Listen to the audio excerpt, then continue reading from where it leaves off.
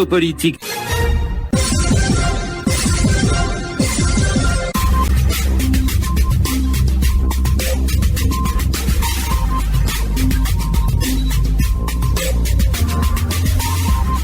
Sismon Dibarlet Bichoka, je t'aime. L'éditorial du matin, c'est une réflexion sur l'actualité brûlante. C'est tous les matins. Sismon Dibarlet Bichoka. L'édito. Bonjour. Madame, Messieurs, chers auditeurs, bonjour. Après la diffusion de l'éditorial d'hier, un jeune cadre du ministère du Développement urbain et de l'Habitat est intervenu sur nos antennes et a cru bien de nous informer de ce que nous nous sommes trompés. Voyons ça. Il soutient que les surfacturations ne sont pas le fait de Madame le ministre. Pour lui, Madame le ministre a été nommée en 2019, alors que le projet avait été signé en 2018. Admettons. A-t-elle dénoncé? A-t-elle attiré l'attention sur cet état de fait? Madame le ministre, le voleur et le receleur sont responsables tous deux à la même hauteur. Autant le recel est condamné par la loi, autant le vol l'est également. Vous avez trouvé sur votre table un projet surchargé de surfacturation. Et vous le savez, c'est l'argent d'un peuple qui souffre beaucoup. Vous ne l'avez ni dénoncé, ni établi un rapport de constat. Vous êtes coupable, ce d'autant que vous avez mis en œuvre ce projet avec toutes ces surfacturations. Alors, qu'avez-vous fait du surplus? L'avez-vous reversé dans les caisses de l'État? Permettez-moi d'en douter. Quand je jette un coup d'œil sur la surfacturation du débroussaillage d'1 kilomètre de route, madame, croyez-moi, et je ne vous en veux pas personnellement, mais vous avez fait fort. Vous avez fait fort. Très fort.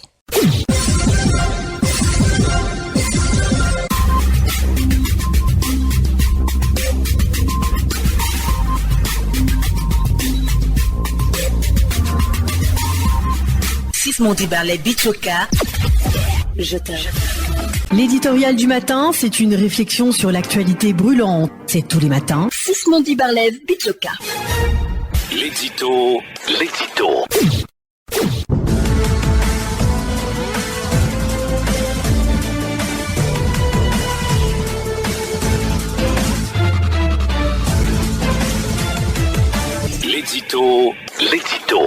L'édito politique.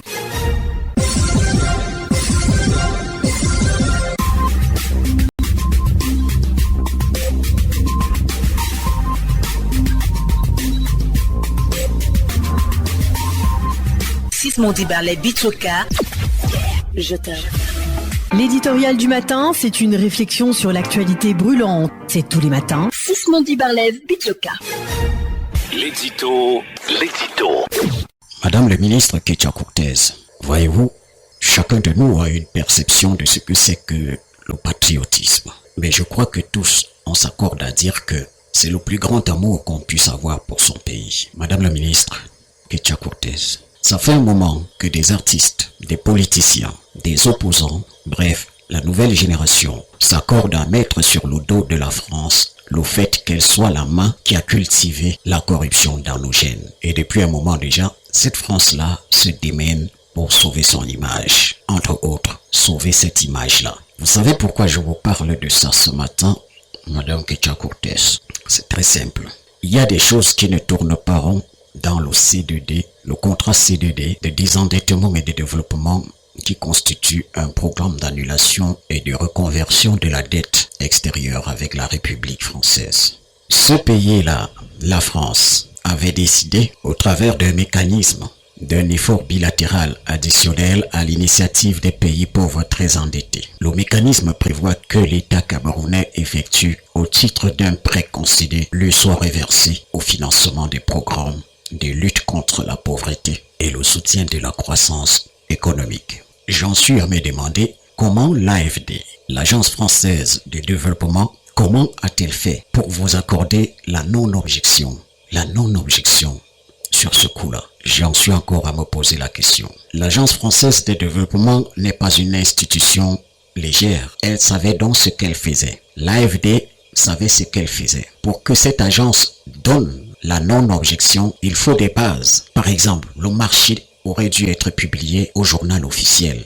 C'est une faute très grave. Un marché qui n'a pas été publié dans le journal officiel des marchés publics. Une faute extrêmement grave et les fonds ne devraient pas être débloqués. On voit très bien qu'il s'agit d'un plan bien planifié pour détourner ces fonds publics par surfacturation en bande organisée, comme l'exemple le montre. J'en viens à présent à autre chose.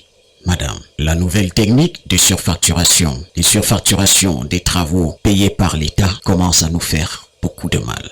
Beaucoup de mal. Et notre source, le monsieur que vous considérez comme fou, n'est pourtant pas fou. Au contraire, il est très intelligent. Très intelligent. Je veux prendre ce tout petit exemple ce matin pour montrer de quoi je parle. Des évidentes surfacturations sur les détails quantitatifs et estimatifs du marché CD2 urbain capitale régionale de la ville de Bertois, démontrant clairement que le débroussaillage de 11 km de voirie en plein centre-ville pose un problème inquiétant. La mercuriale des prix de 2023 indique que le mètre carré de débroussaillage varie de 200 francs à 350 francs CFA et dépend des travaux à effectuer. Référence numéro 20-002-180012 et numéro 20-002-180023, page 486 du document de la mercuriale des prix. Et pourtant, Madame le ministre Célestine Ketcha-Cortez, ministre de l'Habitat et du Développement urbain, vous avez validé le prix du mètre carré à 1061 francs CFA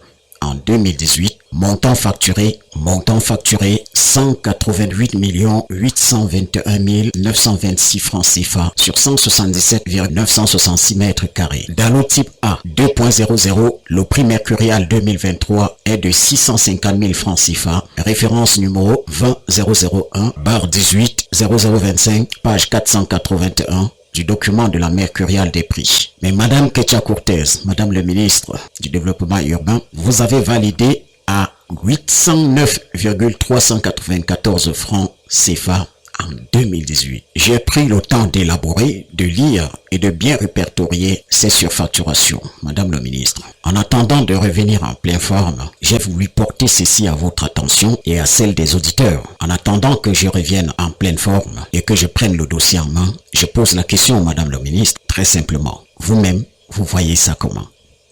Vous-même, vous voyez ça comment? Une fois en pleine forme, je vais faire comme d'autres disent souvent dans mon quartier là-bas habitant. Je vais acheter le problème. Je vais l'acheter, ce problème. Portez-vous bien, Madame le ministre. Portez-vous bien.